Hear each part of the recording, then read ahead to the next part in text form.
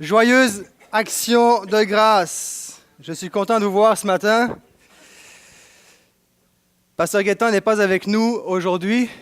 Comme il l'a mentionné sur Facebook, il a gagné un voyage à New York. Alors, il n'y a pas besoin de prier pour lui. Il va bien. Non, sérieusement, c'est sérieux en fait. Il a vraiment gagné un voyage à New York, mais j'en profite pour mentionner de ne pas manquer le prochain dimanche prochain, le retour de Pasteur Gaétan où il va débuter sa série sur l'épître de Jacques. Donc ne manquez pas le début de cette série la semaine prochaine. J'en profite aussi pour dire que les petits groupes prennent une pause donc, pour cette semaine. Donc c'est ce qu'on avait un petit peu, ce que j'avais à vous mentionner avant de rentrer dans ce message-ci pour aujourd'hui. Donc, on est heureux, Pasteur Gaétan, pendant que Pasteur Gaétan est à New York, qu'il a du fun là-bas. Moi, je suis ici avec vous. Non, non, c'est des farces. Il n'a pas volé son voyage, et c'est le cas de le dire, puisqu'il l'a gagné. Écoutez, il y a un mois en arrière, le dernier message que je vous ai apporté s'intitulait « Jésus rentra », où on parlait de Jésus lorsqu'il est rentré à Jérusalem, à dos d'âne. Et ce matin, le titre du message est « Jésus renversa ». Et cet événement, parce que c'est vraiment un événement, s'inscrit directement dans la suite, dans la lignée de cette période où Jésus est rentré dans la ville de Jérusalem. Et c'est ce que j'aimerais qu'on puisse regarder. Dans cette fête qui est l'action de grâce, il y a le mot « action ». Alors ce matin, ça va voler. Il va y avoir de l'action, parce que je vais parler de Jésus qui a renversé les tables. Je vous invite à ouvrir vos Bibles, si vous les avez, dans l'évangile de Jean, dans l'évangile de Jean au chapitre 2. Et ce matin, c'est après Jésus rentra, Jésus renversa. Nous allons voir ce que Jésus a dû entreprendre comme action pour que nous puissions être en mesure aujourd'hui de rendre grâce. Et pourquoi précisément est-ce que nous rendons grâce? Évidemment, il y a toutes sortes de sujets pour lesquels nous pouvons être reconnaissants de ce que Dieu a fait pour nous, mais j'aimerais m'arrêter ce matin quelques instants plus en détail sur ce que Dieu a fait pour nous à travers Jésus. Donc, Jean chapitre 2, les versets 13 à 17, « La Pâque des Juifs était proche et Jésus monta à Jérusalem. Il trouva dans le temple les vendeurs de bœufs, de brebis et de pigeons et les changeurs assis. Ayant fait un fouet avec des cordes, il les chassa tous du temple, ainsi que les brebis et les bœufs. Il dispersa la monnaie des changeurs et renversa les tables. Et il dit aux vendeurs de pigeons, « Ôtez cela d'ici, ne faites pas de la maison de mon Père une maison de trafic. » Ses disciples se souvinrent qu'il est écrit, « Le zèle de ta maison me dévore. » Une prophétie que l'on retrouve dans Ésaïe chapitre 56 au verset 7, si je ne me trompe pas. Donc quelque chose qui avait été annoncé auparavant. Dans l'évangile de Marc, il y a une précision qui est intéressante qui va comme suit au verset 16, chapitre 11, verset 16 de l'évangile de Marc. Il ne laissait personne transporter aucun objet à travers le temple. Et il enseignait et disait, « N'est-il pas écrit, ma maison sera appelée une maison de prière pour toutes les nations, mais vous en avez fait une caverne de voleurs. » Et c'est Marc qui va nous préciser le fait que possiblement les personnes rentraient à travers le temple pour pouvoir négocier, pour pouvoir faire du trafic. Donc le contexte dans lequel on se trouve et la question que je pose, c'est comment se fait-il, pourquoi un tel emportement de la part de Jésus? Parce qu'il va littéralement faire il y a une crise de colère qui va s'emparer de lui. C'est la seule fois qu'on va voir Jésus faire une crise de colère dans la Bible. Il s'est fâché, il a été sévère à plusieurs reprises, mais vraiment une vraie crise de colère. Pourquoi un tel comportement? Dans le contexte dans lequel on se trouve, évidemment, il arrive dans la cour du temple et il y a des tables de trafic et il y a des monnaies d'échange donc, pour pouvoir être en mesure de changer la monnaie des pays étrangers pour pouvoir acheter des pigeons, des animaux, dans le but d'offrir des sacrifices à Dieu et qui avait pour but de se rapprocher de Dieu. Et Jésus voit ça, il est scandalisé de voir que sa maison a été transformée en un lieu de trafic, en une caverne de voleurs, quand elle est appelée à être un lieu de prière, un lieu de communion. Et il y avait ce raccourci pour pouvoir traverser le temple et gagner du temps. J'aimerais simplement dire que lorsqu'on veut rechercher Dieu, il n'y a pas de raccourci. Ça ne se fait pas à la sauvette. Ça prend du temps, il y a un prix, il y a un investissement. Mais aujourd'hui, si c'était l'un d'entre nous qui ferait face à cette situation comme Jésus y a fait face, je pense qu'on se fâcherait, mais on n'aurait peut-être pas la réaction que Jésus aurait. Possiblement qu'on dirait, écoutez les gars, là, ça n'a pas d'allure ce que vous faites, là. Vous avez transformé ma maison en une maison de trafic. Vous avez perdu le focus. Là. C'est le but de mon temple, c'est que ce soit un lieu de prière, pas un lieu de trafic. Fait que je vous y reprenne plus. C'est sévère, c'est ferme, il serait fâché, mais ce n'est pas ce que Jésus fait. Jésus rentre littéralement, il prend la peine de se faire un fouet, de prendre un fouet. Il chasse les animaux, chasse les pigeons, prend les tables. Puis, vous avez fait de la maison de mon père une caverne de voleurs. Il y a une crise de colère, il y a une colère qui monte en lui. Et moi, ça m'interpelle, cette colère-là. Pourquoi? Aujourd'hui, si on verrait ça, on dit, écoute donc, wow, tu es extrême un peu. Tu es émotif. Tu es bipolaire, il a oublié de prendre sa médication. On trouve ça extrême. Pourtant, vous savez, cette semaine, j'ai eu une crise de pizza four à bois. Mais je ne l'ai jamais contenté parce que mon horaire ne me le permettait pas, mais j'ai vraiment une rage. Il me semble, pourtant, je n'étais pas un jeûne, c'est souvent dans les périodes de jeûne qu'on a ce genre de rage-là, mais il me semble que je mangerais une pizza four à bois. Mais j'imagine avoir pu rencontrer ce désir-là de manger une pizza four à bois, rentrer dans le restaurant puis me faire dire par le gars, le chef du restaurant, me dire désolé, mais il n'y a plus de bois pour le four. Pizza four à bois. Il me semble que ça m'aurait fâché. Alors que je veux une pizza four à bois, plus de bois dans le four. Pourquoi? Parce que je m'attends à ce qu'une pizzeria à four à bois fasse la pizzeria à four à bois. Ça m'aurait, franchement, je pense, contrarié. On trouve l'attitude de Jésus un peu extrême. Pourtant, en règle générale, quand tu vas acheter une bonbonne de propane, en règle générale, à exception près, ici au portail, il y a des personnes qui achètent des bonbonnes vides. Mais habituellement, tu prends une bonbonne dans le but qu'elle soit neuve, pleine, pour qu'elle te dure le plus longtemps possible durant l'été pour que ton barbecue, tu puisses en profiter. C'est le but du barbecue, d'avoir une bonbonne pleine pour pouvoir profiter de ce que tu veux faire avec. C'est la raison d'être. On trouve la réaction de Jésus extrême. Pourtant, pour moins que ça, quand tu as un gars dans une retraite pastorale qui prend la peine de faire du café et qu'après avoir terminé le café, toute l'équipe s'aperçoit que l'eau est transparente et que le gars n'a pas mis le café dedans, quelle terrible déception pour toute l'équipe. Parce qu'on s'attend à ce que qui dit cafetière dit café. Elle est faite pour ça, c'est faite pour avoir du café.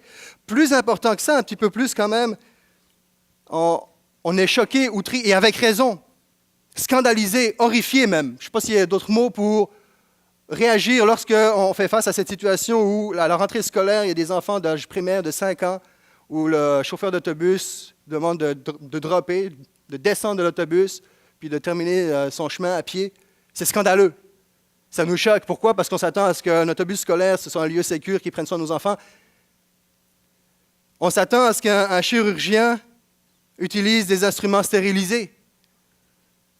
Alors qu'il y a quelques années en arrière, où on parlait beaucoup de la C difficile, tu vas à l'hôpital dans le but de ressortir guéri, pas d'être plus malade. C'est fâchant, c'est révoltant, ça nous met en colère. Ce que j'essaie de dire ici, c'est que le point il est simple, c'est que lorsque Jésus arrive dans la cour, il est en train de voir que la raison d'être de son temple est en train de disparaître, négligée, n'est pas respectée, et ça le fâche.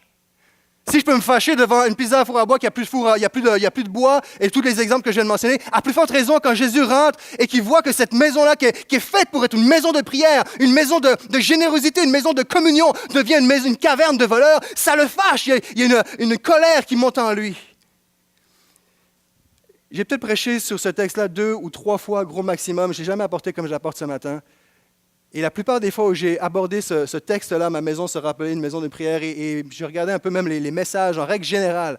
Lorsqu'on entend des prédications basées sur ce texte-là, la plupart du temps, et je l'ai fait moi-même, c'est souvent pour motiver l'Église à se joindre aux réunions de mi-semaine de prière. On va s'en servir pour dire, ma maison sera appelée une maison de prière. Alors, n'oubliez pas notre réunion de prière cette semaine ou notre semaine de jeûne et prière. N'oubliez pas vos petits groupes, on prie parce que ma maison sera appelée une maison de prière. Je ne veux pas négliger ça, je ne veux pas dire que ça n'a pas sa place, mais la surréaction que Jésus a lorsqu'il rentre dans la cour du temple me donne à penser qu'il y a quelque chose de beaucoup plus profond, plus intense, plus sérieux qu'une simple invitation. Quand je dis simple invitation à se joindre à une réunion de prière de mi-semaine. Je crois qu'il y a quelque chose de beaucoup plus grave que en passant, allez, prenez du temps ensemble pour prier parce que vous allez voir, c'est cool, ça vaut la peine. Je pense qu'il y a quelque chose de beaucoup plus grave. Jésus n'aurait pas réagi à ce point-là s'il n'y avait pas quelque chose de plus profond.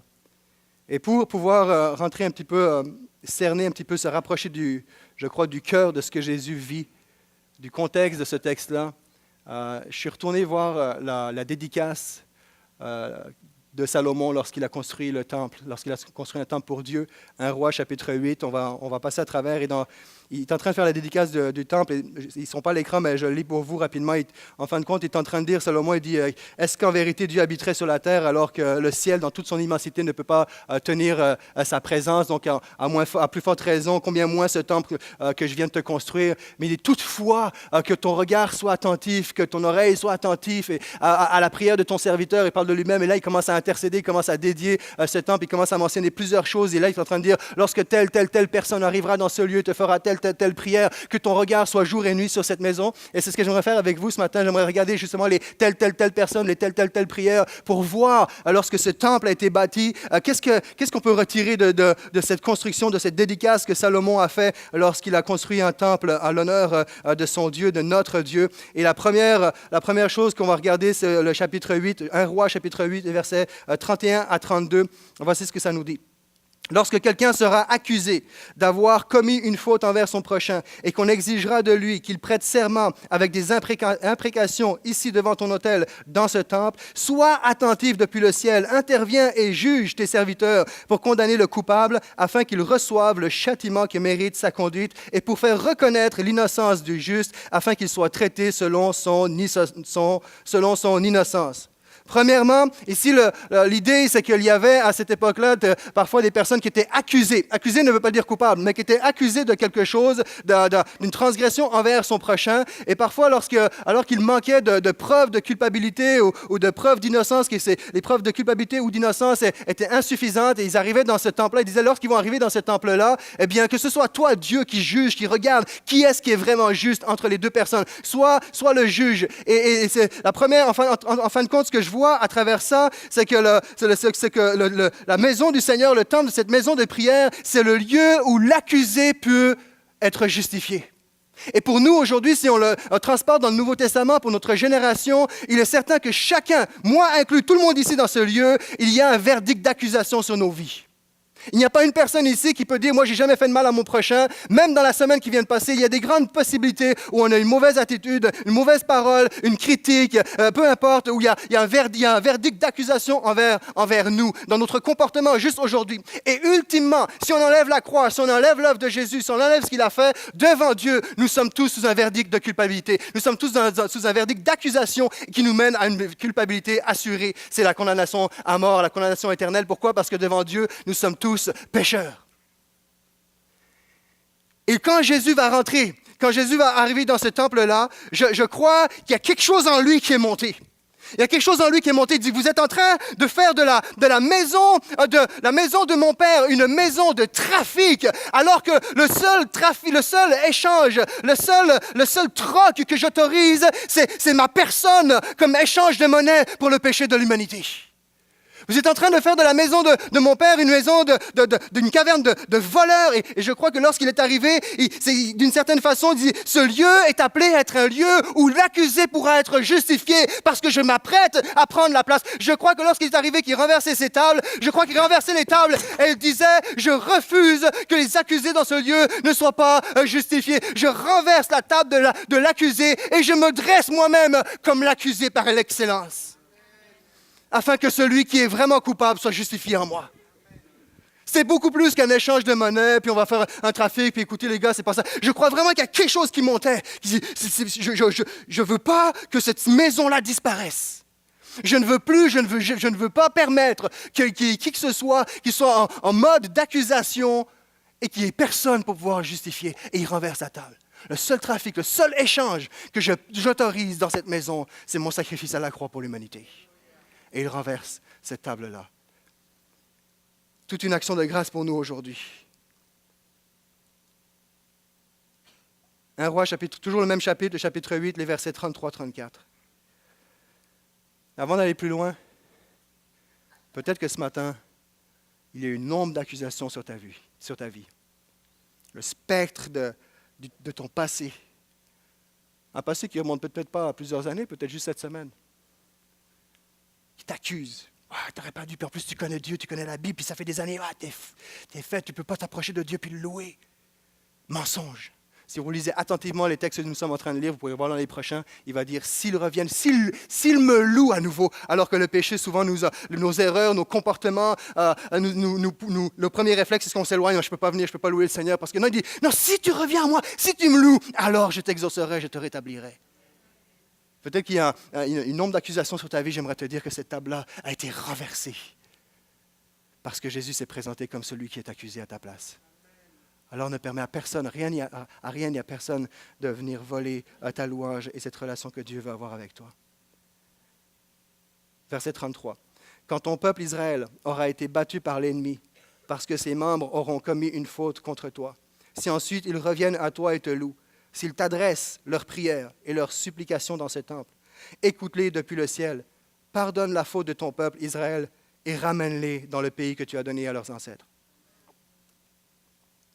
Ça, on le voit dans la Bible à différentes reprises où Israël partait en guerre. Et pour avoir désobéi, déshonoré ce que le Seigneur leur avait demandé, Dieu ne leur accorde pas la faveur sur leurs ennemis et reviennent bredouilles. Là, Salomon est en train de dire, moi, ce que j'aime ici dans le texte, c'est quand ça va arriver. Ça va arriver. Il dit, quand ça va arriver, lorsque ton peuple sera battu et qu'il reviendra dans ce lieu, tu seras celui qui l'exaucera, tu les ramèneras, ramène-les dans le pays que tu as donné à leurs ancêtres. Aujourd'hui, on ne part plus en guerre comme on part aujourd'hui, comme c'était à l'époque, mais il y a, et j'appelle ça la table de la rechute. Il y a dans nos vies, malgré le fait qu'on connaisse Jésus, il y a dans nos vies des rechutes, dans différents domaines, dans différents aspects. Et notre pire ennemi, ce n'est pas des Philistins ou d'autres nations de ce monde. Notre pire ennemi, c'est nous-mêmes. C'est notre chair. C'est cette chair qui ne veut pas se soumettre à Dieu. Cette chair contre laquelle Jésus lui-même a dû se battre et dire non pas ma volonté mais la tienne. Notre pire ennemi, c'est cette volonté insoumise à Dieu. Ce désir impulsif en nous d'aller contre ce que le Seigneur demande, puis on le sait, puis c'est plus fort que nous. Et pour bien souvent, on résiste, on tient, mais bien des fois aussi, on tombe, on rechute. Lorsqu'il a à se battre, ce n'est pas la première fois, plusieurs fois. Et nous avons des combats, il y a des combats où on a la victoire, et il y a des combats à cause de notre chair, à cause de notre faiblesse, à cause de notre humanité. On tombe et on chute. Et lorsqu'il viendra, je veux le ramener dans le pays de leurs ancêtres. Et le Seigneur veut nous ramener. J'aimerais te dire ce matin que alors que tu as rechuté, qu'il y a une place pour toi, pour te relever. C'est le lieu où le perdant peut triompher. C'est le lieu où le perdant peut triompher. C'est le lieu où Jésus dit, je veux renverser cette table de la rechute et je me dresser comme un avocat auprès du Père qui va plaider ta cause. Parce que la Bible, elle dit que celui qui est fidèle et juste et que celui qui confesse son péché, Dieu est fidèle et juste pour le pardonner. Et alors qu'il y a une rechute, alors qu'il y a un domaine dans ta vie où tu tombes et retombes, et que la première, tu dis toi, mais c'est moi, c'est en général. Alors nous avons la tendance de dire, j'ai rechuté, puis j'arriverai jamais, puis j'aimerais te dire que lorsque Jésus est rentré dans ce temple-là, je crois qu'il y a quelque chose qui a monté en lui, qui a dit, il n'en est pas question que cette maison soit une maison de trafic et que ma présence soit volée. Je fais tomber cette table-là afin qu'il y ait des hommes et des femmes qui ont rechuté, qui puissent être relevés. Je veux me présenter comme un avocat et plaider leur cause.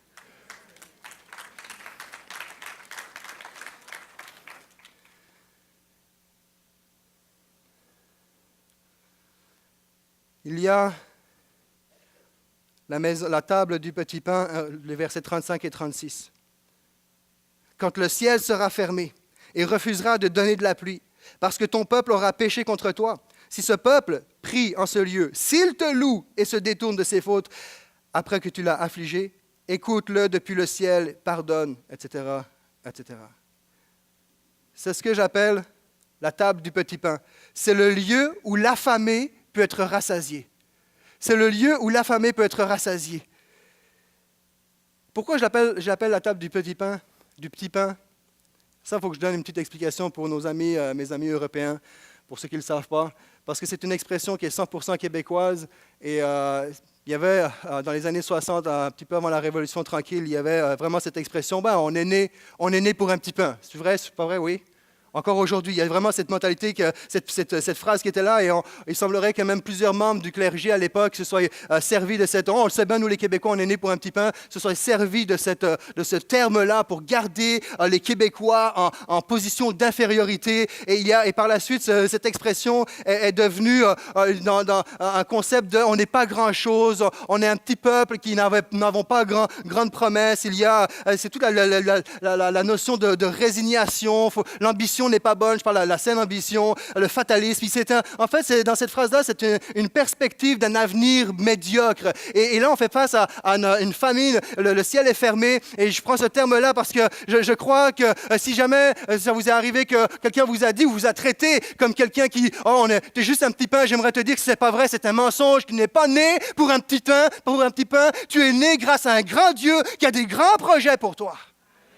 Et c'est la table de la famine, la table de la disette. Je crois que nous ne sommes pas appelés à marcher dans la famine spirituelle, dans la disette, au contraire. Et je crois que lorsque Jésus arrivait dans ce temple-là et qu'il voit dans la cour du temple et qu'il voit le trafic qui prend place, et encore une fois que toute la gloire lui est volée, que la raison d'être de cette maison-là a complètement disparu, je crois qu'il arrive et il renverse, il dit non, je refuse la maison du petit pain, je refuse la table du petit pain, et parce que je suis celui qui s'apprête à s'offrir comme le pain de vie. Je suis celui qui est le pain de vie. Et lui-même, lorsqu'il va parler de la prière, quand on lui demandait « Enseigne-nous à prier », notre Père qui est aux cieux, que ton règne soit sanctifié, et par la suite, donne-nous aujourd'hui notre pain quotidien. Et Jésus renverse cette table-là, il dit non, il n'est pas question, vous voyez, c'est toujours cette communion. Il veut être celui qui se donne, il veut être celui qui rentre en relation avec quiconque place sa confiance en lui. Donc c'est beaucoup plus que le trafic, puis il y a l'échange. Il y a quelque chose qui monte en lui. Il dit non! C'est pas vrai. Je ne permettrai pas ça. Ça me fâche au point de me mettre en colère. Parce que je suis celui, alors que je suis celui que ce lieu doit être un lieu de générosité, un lieu d'abondance, un lieu où même le ciel peut physiquement s'ouvrir. On le voit avec Élie dans l'Ancien Testament. Un lieu d'abondance, un lieu de générosité, un lieu où je me donne, où je pardonne, est devenu un lieu de vol, de trafic et d'arnaque. Au lieu d'être un lieu d'approvisionnement. Un lieu de bruit, bruyant. Parce que là, il faut se mettre dans une atmosphère, on est dans un marché du Moyen-Orient, un bazar du Moyen-Orient, il y a du bruit partout, alors qu'il devait y avoir un recueillement. Et, au lieu d'avoir une paix, quelque chose d'apaisant, il y avait le bruit partout, aucune communion, aucune relation avec Dieu. Le Seigneur se lève. Verset 37-39, toujours dans les Rois. Quand la famine ou la peste sévira dans le pays, quand les céréales seront atteintes de maladies, quand surviendra une invasion de sauterelles ou de criquets, quand l'ennemi assiégera ton peuple dans les villes fortifiées du pays. Toujours l'aspect de la famine, mais cette fois-ci une petite précision. Quand quelque maladie ou quelque malheur s'abattra sur lui, si, considérant sa peine, chacun tend les mains vers ce temple, veuille exaucer du ciel. Et un peu plus loin, il dira, car tu connais leur cœur. Ici, c'est le lieu où l'impotent peut se relever, où l'infirme peut se relever. Et il dit, tu connais, dans certaines versions, on va dire, tu connais la corruption de leur cœur. Et je crois qu'au-delà d'une maladie physique, il y a cette infection dans notre cœur, cette corruption dans notre cœur. Et Jésus se présente et il dit, je veux être celui qui va guérir, qui va assainir. Et s'ils reviennent à moi, je veux cette relation-là. Et fondamentalement, ce qu'on a besoin, c'est de ce Dieu qui purifie nos cœurs. Et il renverse la table de la corruption du cœur de l'homme. Et dit, je suis celui qui va se présenter comme celui qui guérit. Je suis la guérison même. Je suis la guérison même. Il renverse la table de la corruption pour s'offrir comme le remède par excellence. Corruption à tous les niveaux, que ce soit corruption parce qu'il y a de la corruption sur place, les gens sont en train de voler, négocier, arnaquer les gens, mais fondamentalement, il y a une corruption du cœur qui dans certains cas, comme on le voit dans l'Ancien Testament, va même amener des maladies. Mais ce lieu-là était réservé pour que ceux qui sont infirmes, affamés, etc., puissent retrouver leur santé, retrouver leur abondance en Jésus et à tous les niveaux. Donc ça vient chercher, encore une fois.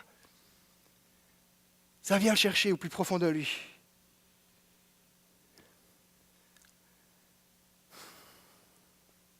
La dernière table. Celle-ci, on va la faire voler jusqu'au bout de la salle. Personne n'aime être rejeté. Hein? Voici ce qu'il va dire. Versets 41-43. Et même si un étranger qui ne fait pas partie de ton peuple, Israël, entend parler de toi et vient d'un pays lointain. Car les étrangers apprendront que tu es un grand Dieu qui agit en déployant sa puissance. Quand un étranger viendra prier dans ce temple, veuille l'écouter dans le ciel, la demeure où tu habites, et lui accorder tout ce qu'il t'aura demandé. De cette manière, tous les peuples du monde te connaîtront, ils te révéreront comme le fait ton peuple Israël, et ils reconnaîtront que le temple que j'ai construit t'appartient. Parce qu'Israël, peuple élu de Dieu, était un peuple choisi de Dieu qui avait les privilèges particuliers qui se rattachaient à ce Dieu-là. Et Salomon va dire, et même si un étranger viendrait dans ce lieu, veuille exaucer sa prière. Ma maison sera appelée une maison de prière pour toutes les nations. Une maison de prière qui va prier pour toutes les nations, mais une maison de prière dans laquelle toutes les nations pourront prier à leur tour.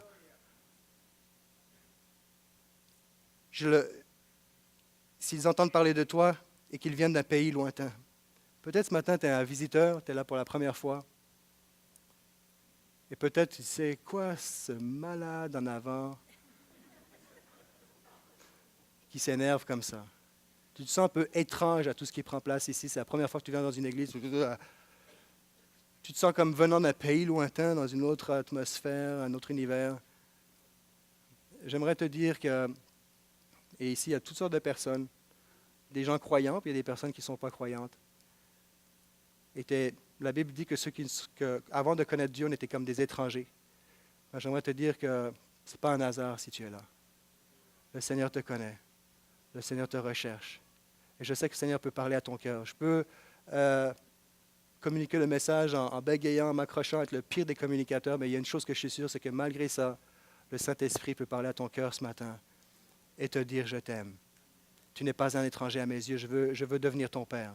Je veux devenir celui qui t'adopte. Je veux t'adopter. Je veux que tu fasses partie de ma famille. » Il y a dans ce lieu plusieurs nations. Ma maison sera appelée une maison de prière. C'est le lieu, en fait, la table du rejet, dans le fond, ce temple-là devient le lieu où il n'y a pas de couleur de peau. C'est le lieu où le rejeté peut être adopté. C'est le lieu où Dieu ne regarde pas à ton arrière-plan, ne regarde pas à qui tu es. C'est le lieu, ma maison sera appelée une maison de prière pour toutes les nations, c'est le lieu où je peux parler anglais sans avoir aucune crainte de l'accent que je vais avoir. C'est le lieu où je me sens à la maison. C'est le lieu où il veut que tu te sentes chez toi. Il dit, même si l'étranger t'adresse sa prière, réponds-lui afin qu'il sache que tu es Dieu. Ici, on pourrait être des dizaines de nations, et peut-être certainement plus, à témoigner à quel point Dieu est grand, Dieu est puissant, Dieu est vivant. Il n'a pas changé. Et lorsqu'il arrive dans ce temple-là et qu'il voit que sa maison, son temple est devenu un lieu pour faire du gain, il y a une colère qui monte en lui parce qu'il dit ce lieu-là n'est pas pour faire du gain, ce lieu est pour attirer la gloire sur moi. Pour que l'on sache que je suis un Dieu puissant, un Dieu vivant. Dieu avait prévu, on veut tous vivre ça, hein. Il avait prévu que son temple soit un lieu où l'accusé soit justifié, que le perdant puisse triompher, que l'affamé puisse être rassasié, que l'impotent puisse se relever, que l'étranger puisse être adopté. On veut tous ça. Mais si on regarde attentivement la prière de Salomon, la dédicace du temple fait par Salomon, à chaque fois, c'est extraordinaire, il y a une bonne nouvelle parce que tout le monde est accueilli. Celui qui a rechuté, l'accusé, tout ce qui était mentionné. Mais à chaque fois, il dit, s'ils reviennent à moi, s'ils me cherchent, s'ils considèrent leur état, s'ils me louent à nouveau, s'ils rentrent en eux-mêmes, alors je serai celui qui exauce des cieux. J'aimerais vous présenter un court vidéo pendant que les musiciens me rejoignent. Une vidéo de Gad Elmaleh. Je n'ai pas dit Gad Elmaleh, c'est Gad Elmaleh. Parce que nous, Massika, qui est une des adjointes sur l'étage, qui vient d'Algérie, m'a dit non, c'est pas Gad Elmaleh, c'est Gad Elmaleh. Alors, excusez-moi pour la communauté arabophone au milieu de nous si je prononce mal, mais j'aimerais vous présenter ce court vidéo de Gad Elmaleh. Pour ceux qui ne connaissent pas, vous allez le découvrir, mais je pense qu'il est très, très connu. Comme tous les enfants du monde, on jouait à cache-cache. Sauf que pour moi, le problème, c'est pas qu'on ne me trouvait pas, C'est qu'on ne me cherchait pas. J'ai passé des journées entières dans des placards à dire « Ça y est, je suis caché !»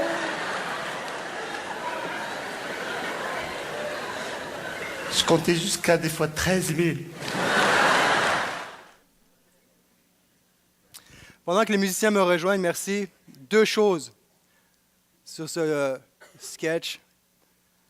Premièrement, Dieu n'est pas le genre de parent tel qu'on le voit dans le sketch de Gad Elmaleh, qui ne s'aperçoit pas qu'il y a des enfants qui manquent à l'appel. Dieu te cherche. Dieu te connaît. Dieu me connaît. Et après 22 ans de vie chrétienne, Dieu me cherche encore. Il cherche encore à avoir des portions de mon cœur qui n'ont peut-être pas encore été complètement assaillies, envahies par lui. Oh, il me semblait qu'un pasteur, c'est parfait, puis tout le cœur est à Dieu. Ce n'est pas tous les jours le cas. Et Dieu cherche notre cœur. Dieu n'est pas ce genre de parent qui, « Ah oui, c'est vrai. » Il ne s'aperçoit même pas qu'il manque quelqu'un à l'appel. Il te cherche, il te connaît. Deuxième chose, sur ce sketch, plus souvent qu'autrement, on ne le réalise pas, mais Dieu se sent comme cet enfant dans le placard. Et parfois, si on laissait parler Dieu, il pourrait dire, « Moi, le problème, ce n'est pas qu'on me trouve pas, mais c'est qu'on ne me cherche pas. » Parfois, Dieu pourrait, et je prie que le Saint-Esprit puisse faire entendre cette voix à nos cœurs et dire, des fois, ça m'arrive de compter jusqu'à 13 000. Dieu veut répondre, mais Dieu se cherche un peu. Dieu se plaît parfois à jouer à cache-cache, un peu comme la mariée qui veut se faire désirer. Il n'y a pas de raccourci pour trouver la présence de Dieu. Il faut prendre le temps de s'arrêter. Parfois, dans nos vies, on laisse encore trop facilement des distractions qui ne sont pas des péchés en tant que tels, des occupations, et on le sait qu'on devrait arrêter la machine. On le sait qu'on devrait dire non à telle décision. On le sait qu'on devrait entreprendre un temps d'arrêt. Et quand on parle de ma maison de prière, dans le fond, ma maison de prière, on ne le fait pas, et au lieu d'aller chercher Dieu, on le laisse dans le placard. Dans le fond, ma maison sera appelée une maison de prière. C'est beaucoup plus qu'une réunion de prière de groupe, de mi-semaine ou de peu importe, ou d'un événement. C'est nécessaire. Mais ma maison sera appelée une maison de prière, c'est beaucoup plus que ça. Ce que Jésus renverse, c'est un mode de pensée, c'est une mentalité, c'est un comportement, c'est un style de vie. Ma maison sera appelée une maison de prière. Dieu est en train de dire, je veux être en communion. C'est toute l'idée de, je veux être en communion avec Dieu et je dépends de lui. J'ai besoin de lui quand je vais en guerre, j'ai besoin de lui quand je rechute, j'ai besoin de lui quand j'ai faim, j'ai besoin de lui quand j'ai soif, j'ai besoin de lui quand je suis rejeté, j'ai besoin de lui dans toutes les sphères de ma vie. Et que ce soit parce que je prends 30 minutes, 1 heure à part et j'arrête tout, je me coupe tout des bruits qui sont à l'entourage, ou que ce soit dans ma voiture quand je suis en train de prier mon Dieu, ou que ce soit quand je suis en train de faire du ménage, que je suis en train de prier mon Dieu, peu importe les formes, il y a toutes sortes de prières, toutes sortes d'occasions de prière. La prière, c'est tout ce qui est en nous, c'est un mode de pensée, c'est un style de vie, c'est une communion avec Dieu. Dieu est en train de dire, je veux une communion avec toi, mais je me cherche un peuple qui me cherche. Et alors qu'il me cherchera, je vais être celui qui leur répondra. Regardez comment se termine l'événement. Il renverse ses tables et les Juifs prenant la parole, Jean chapitre 2, versets 18-21, les Juifs prenant la parole lui dirent, « Quel miracle nous montres-tu pour agir de la sorte? Hey, avec tout ce que tu fais, là, prouve-nous que tu es Dieu, tu te prends pour qui? Fais-nous un miracle pour nous montrer que de quel droit tu fais ça? Tu es en train de renverser les tables et chasser les animaux de tous bords, tous côtés. » Et Jésus leur répondit, « OK. » Il n'a pas dit « OK, mais... » Il dit, « Détruisez ce temple et en 3 jours, je le relèverai. » Les Juifs dirent, il a fallu 46 ans pour bâtir ce temple. Et toi, en 3 jours, tu le relèveras?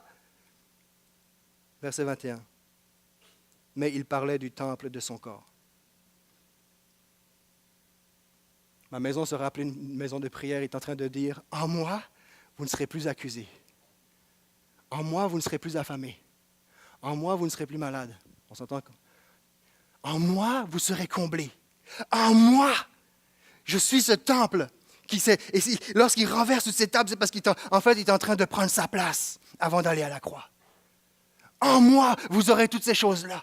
Et la beauté de cette déclaration-là, de cette vérité-là, c'est que pour ceux et celles qui connaissent Jésus, que Jésus font partie de leur vie, de leur pensée, de leur cœur, de leur fibre, de chaque pore de leur peau. Et comme l'apôtre Paul va dire, ce n'est plus moi qui vis, mais c'est Christ qui vit en moi. La beauté, c'est que lorsque nous prions, souvent on prie au nom de Jésus, c'est vrai? Je te demande ceci, je te demande cela, au nom de Jésus. Ça, c'est comme si on dit de la part de, ou comme Jésus le demanderait. Et alors que je prie pour des situations dans ma vie, eh bien, c'est comme si c'est que je fais littéralement intervenir. La prière fait intervenir Jésus à travers ma vie pour renverser des situations qui se lèvent contre moi ou contre quelqu'un. Et Jésus est en train de dire, détruisez ce temple. Il parle de sa résurrection, mais ce matin, j'aimerais vous dire que j'ai plus que sa résurrection à vous présenter. Plus? C'est possible? Oui, j'ai envie d'oser dire que oui, il y a plus que sa résurrection. Parce que si Jésus était ressuscité, que ça s'arrêtait là, c'est un beau miracle, c'est extraordinaire. Mais ça s'arrête là. Puis c'est puissant, parce que ça prouve son pardon pour nos vies. Son sacrifice a été accepté pour nous. Mais ce matin, je veux vous présenter plus que sa résurrection. Je pourrais vous présenter des millions et des millions de personnes. Je ne les connais pas, ce n'est pas mes amis, ni même pas Facebook. Mais il y a des millions de personnes sur la terre qui, grâce à Jésus-Christ, aujourd'hui, peuvent se lever et dire, moi, j'ai un témoignage de transformation dans ma vie. Ce matin, je ne veux pas vous montrer. Yes, pour la gloire de Jésus. Et ce matin, je ne veux pas vous montrer des millions de vies, je veux simplement vous présenter à ce moment-ci le Vox Pop des 26 personnes qui sont passées par le baptême d'eau la semaine passée. Donc, Vox Pop, s'il vous plaît.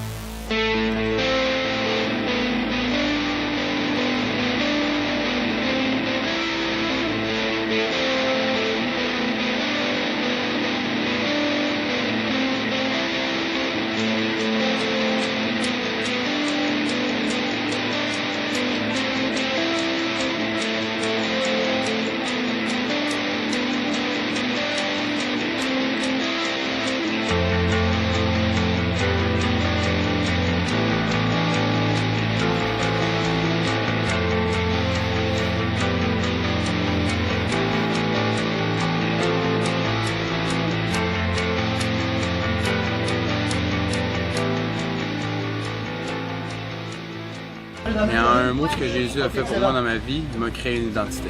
Il m'a donné la liberté. Il m'a donné sa grâce.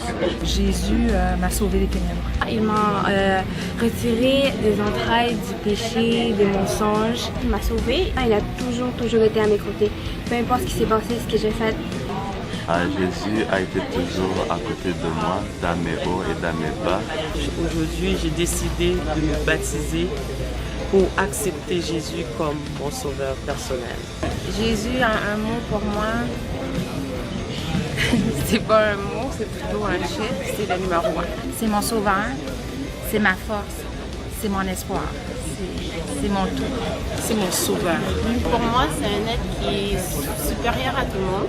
C'est mon libérateur. C'est mon sauveur. Mon sauveur, mon maître, bref, c'est un tout. C'est mon passeport céleste. Il est tout pour moi, il est ma vie. Jésus, c'est mon consolateur. C'est la résurrection, la vie, le mot fidèle. Il est ma vie. C'est mon sauveur, c'est Dieu lui-même. Et Jésus, c'est une personne extraordinaire. Le nouvel amour de ma vie. Ah bon?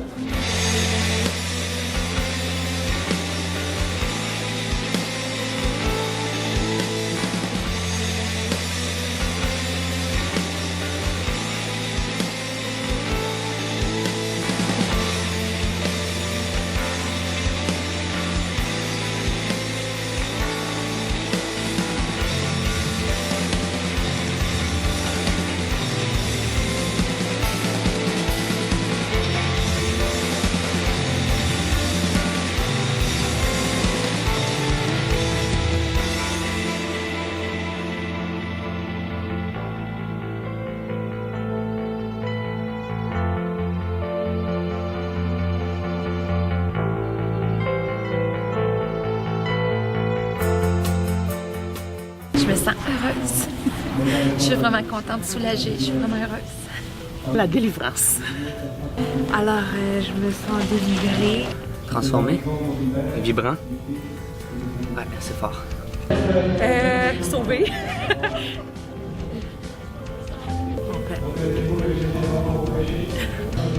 Très heureuse. Bien. Vraiment très, très heureuse. Très contente. Ah, je suis très heureux. Délivré. Je me sens restaurée. Je me sens en paix. Je ne peux rien dire d'autre. Ben moi, je me sens libérée, vraiment libérée, puis je me sens comme une fille qui repart à neuf. Bien. Bien, je me sens bien. On a fait les bons choix. Je me sens revivre. Merci à Dieu pour tout ce qu'il a fait dans ma vie depuis le début. Je me sens aimé. Je vais essayer de marcher dans tes pas le mieux que je peux.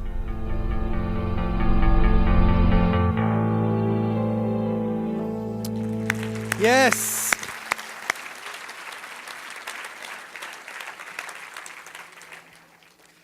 Si on peut applaudir les choses, ce qui a pris place dans la vie de ces personnes-là, c'est parce qu'un jour, Jésus s'est levé, il a renversé la table du rejet pour redresser la table de la communion avec lui, et afin que tu t'asseyes à côté de lui ce matin.